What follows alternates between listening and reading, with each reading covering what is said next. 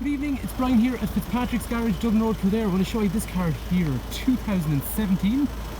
This is Ford SMAX. This is a really nice model because it's a titanium. Brian is my name. If there's any information you want on this particular car, please do give me a call, text, WhatsApp, whatever suits. 086 843 1945 if you want information about your trade-in, information about financing, or information about this really nice car as well. We are Fitzpatrick's Garage, Dublin Road, Kildare, family-run business in operation for almost 70 years. So if you're buying a nice car like this, you know there's going to be a good after-sale service. What we'll do in the video is we're going to have a look at the features on the outside of the car, we're going to have a quick drive in the car, and we're also going to look at the features on the inside. Starting at the front of the car, some of the things I like in this, the grille is really cool. It's that kind of Aston Martin style grille. I'm not saying it looks like an Aston Martin, but it's got that style of grille and it's a damn nice looking grille. The other thing I noticed on this car is it has a little splitter on the front. So the Z-Tech models don't normally have this, whereas the titaniums do.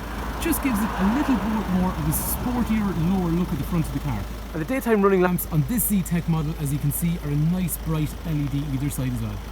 The engine in this particular one is a 2-litre TDCi, and that's a 150 horsepower engine. Road tax is band B, fuel efficiency somewhere in the region of 45 to 50 or so miles per gallon. This car also has parking sensors on the front, and as you'll see, they're also on the rear of the car as well. I really like the SMAX. I think it's a really nice looking vehicle. It's kind of upmarket looking, maybe it's not meant to be, but I actually think it's got a nice upmarket look. And they're a nice place to be inside, as you can see when we drive the car. The wheels in this titanium model then are a 17-inch, but they are unique to the titanium model. Looking down the side of the car, everything is colour coded, including things like door handles and wing mirrors. And after that then you can see there's privacy glass on the rear, and there's also a nice chrome surround all the way around the windows. Even things like the vents in the wings. Nice stylish features. Genuinely, I know people don't say that about MPVs. Everyone likes SUVs these days, which are like the GP style looking cars. I think these are lovely. I think they're a really good looking vehicle. Because I suppose MPVs are so, they've become a little bit rare because everyone was going for SUVs for the last few years. SUVs obviously being the likes of the Tucson, but MPVs had preceded that, and they were always a big, comfortable car to drive. I actually think they look really nice, and they're a lovely place to travel because the windscreen is just massive. We'll see that in a minute. And the SMAX, in fairness, I think is one of the best looking on the market, and especially when you go for a nice titanium specification like this one. So getting around to the rear of the car, I'm not expert on these, so I do stand to be corrected on some of these, but these are the features that I see on the car. So parking sensors we saw were standard on the rear of the car, and it looks like this one has small additions down low as well, again just giving it a more sporty appearance. I even like silly things like the fact that it has symmetrical rear end, and what I mean is if you look at the two exhausts, there's one on either side. Again, it just gives it a nice symmetrical sporty look to the rear, and the taillights are quite cool on these SMAXs. There's a lovely LED shape on them. So really, I firmly believe these are a lovely looking vehicle. I think they're such a nice looking car, one of the nicest in the market, and silver in a titanium is definitely a very striking looking vehicle. But in fairness, they drive really nice. These are a lovely way to travel. Big windows, big windscreen, nice big comfortable way to get around. Let's go for a drive and see what it's like. So when you sit into the car, the first thing is you have a nice bit of height on this driver's seat if you want to get up nice and high. And then secondly, the steering wheel is rake reach, so we can go in, out, or up or down to get a nice driving position. After that then, gear stick is in a lovely place, but the thing is, this big windscreen, it's such a nice place to be. There's a nice big screen over here in the centre, and then when we go for reverse, it doesn't have a camera, but it does have a very good kind of 360 sort of, not 360, but front and rear, just telling you exactly what's going on. So kind of a map around the car as to what objects are in the way. So once we get going, then eventually whenever the traffic, oh my god, like, I mean, it's what, after 8 at night, that's an hour slow, and there's still always traffic somehow. Okay, so 150 horsepower, good get up and go on it. I'll show you better in a sec when we get onto a road with higher speed limit. Anyway, the screen's quite nice in through the centre.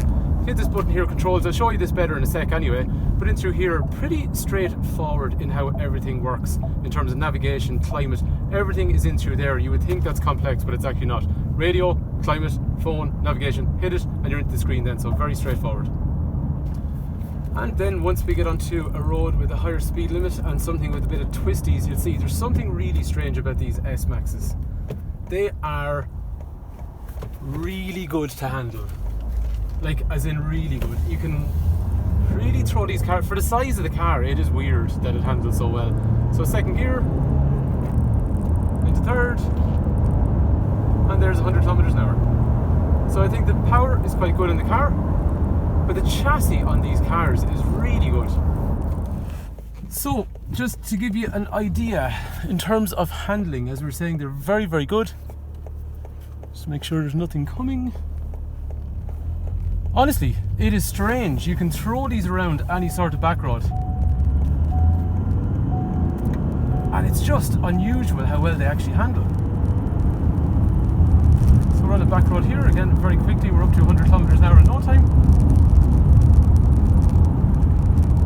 Onto a turn here.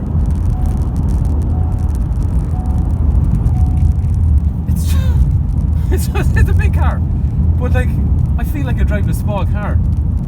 Again, don't take my word for it, come try it yourself, but if you know someone with an SMAX and you get onto a back road one, do borrow the car off them. It's actually worth doing. It's unusual how well they handle. Those cars drive good. This particular example, engine, gearbox, clutch, all the components, all in very nice condition, all driving very, very well. But the car as a whole, it's just such a nice place to be in terms of when you're traveling.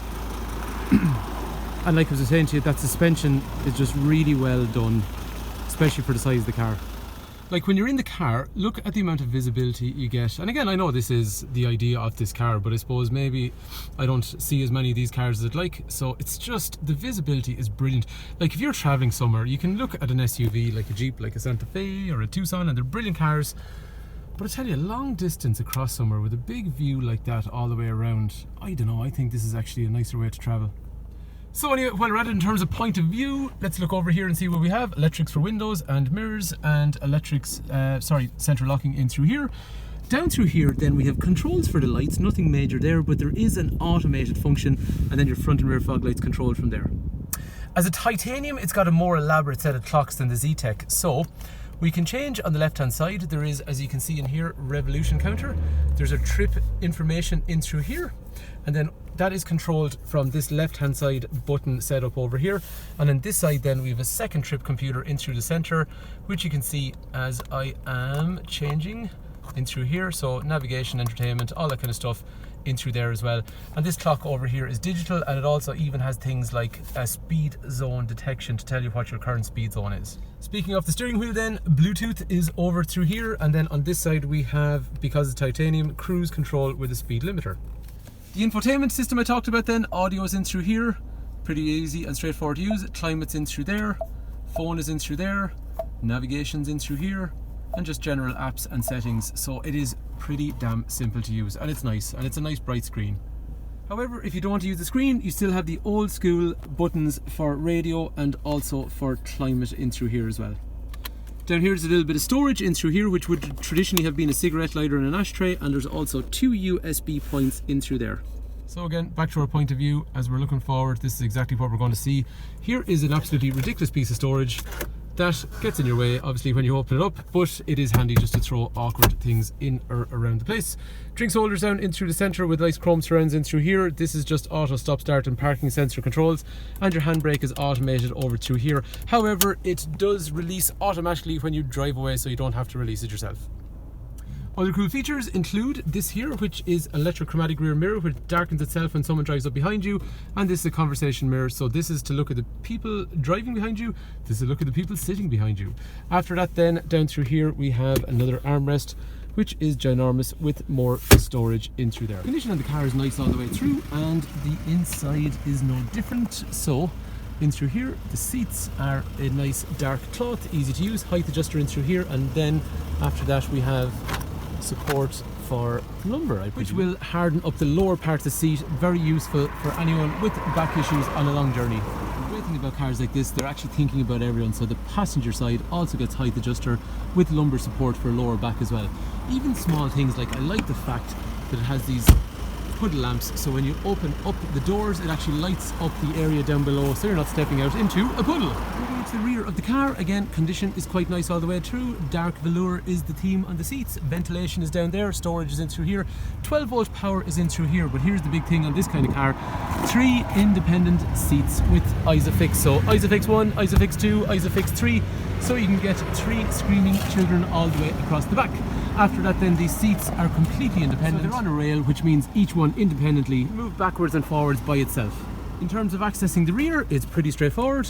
Lift that, and that's it, you're into the back. So that is as straightforward as it gets. And then to retract it, you literally just pull the seat back down. In terms of the rear, then the rear seating is pretty straightforward. So if we want to drop the seats, we can literally lift that and they fall forward. Same on this side as well.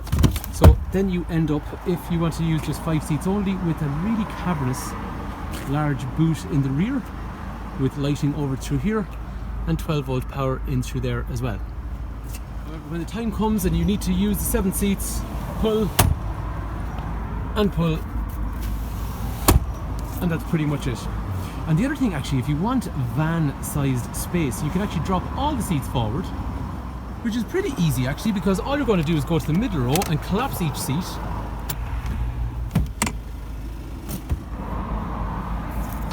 And once you have done that, then you end up with a massive load area in the back, and it's really simple, as you can see. Trust me, I'm an idiot. If I can do it with one hand, literally anyone can do it. So there you have it. This is a 2017 Ford S-MAX titanium specification 2-litre TDCi with 150 horsepower. If you want 7 seats, they're brilliant. If you want a car that looks nice, they're really good. If you want a car that's good to travel in, they're really good. They're actually just a lovely car. Do you know what?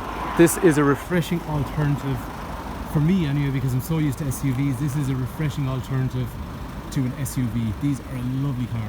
So I'd highly recommend coming to look at the car. If you do need 7 seats, obviously a brilliant alternative, but you know what? If you just want a big friggin' car that's comfortable to drive, I would challenge you to try this as an alternative.